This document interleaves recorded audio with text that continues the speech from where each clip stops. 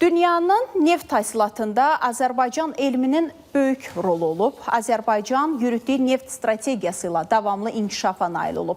Neft və davamlı inkişaf Azərbaycanın enerji strategiyası adlı kitabın təqdimat mərasimində bu fikirlər səsləndirilib. Bildirilib ki, kitabda enerji siyasəti yalnız daxili iqtisadi qərarlar müstəvisində deyil, beynəlxalq münasibətlər kontekstində də təhlil edilir.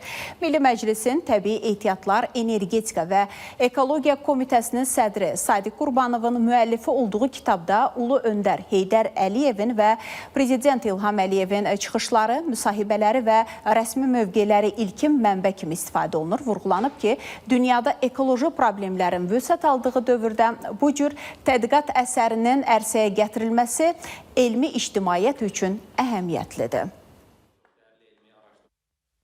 Bərpa olunan enerjiyə daha çox üstünlük verilir və o cümlədən də Azərbaycanın Avropanın enerji təhlükəsizliyində ənənəvi enerji resurslarımızla yanaşı yeni bərpa olunan enerji resurslarına belə deyək ki, keçid etməsi də xüsusi diqqət cəlb edir və bu kitabda da həmin o mərhələlərin ardıcıllığı verilmişdir. 3 cildli kitabda həm də 1-ci, 2-ci Dünya müharibəsi dövründə Azərbaycan neftinin belə deyək ki, əhəmiyyəti barədə, onun hətta faşizmin kimi böyük bir bəlanın qarşısında durmağı barədə xüsusi söz açılıb.